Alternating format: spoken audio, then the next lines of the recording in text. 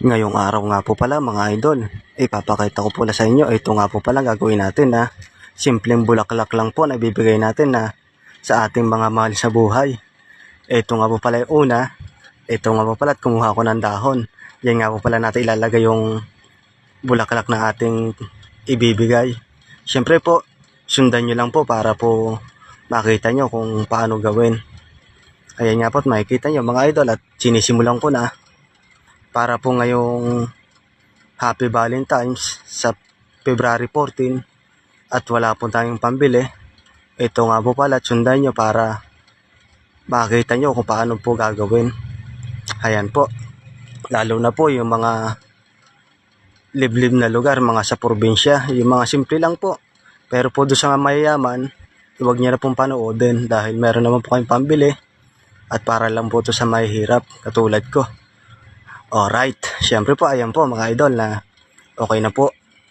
Lalagay po natin mga halaman ng mga halaman po na galing po dyan sa mga bahay-bahay, sa mga homeowners na pinangawa po mga bulaklak. Ayan po siya mga idol. Kaya nga po pala doon sa mga babae na naliligaw po ng mga lalaki. Kaya huwag niyo na pong pahirapan. Sagutin niyo na po para po ngayong Valentine's ay meron na po kayong kadate. Sabi nga po mga idol, kung hindi makuha sa santong dasalan, ay kunin po sa santong paspasan. Alright, ayan nga po mga idol, makikita nyo na nilalagay natin po yung bulaklak na doon po sa pagbibigyan natin. Ayan po siya mga idol. Yan nga po pala mga idol wala pa po akong pagbibigyan. Wag lang po kayo maingay mga idol. At baka po marinig ni Mrs. at hindi po tayo makatabi mamayang gabi. Aray ko.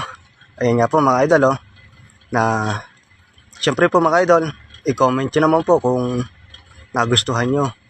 At gagawin ko po kayo. I-deliver ko na lang po mga idol.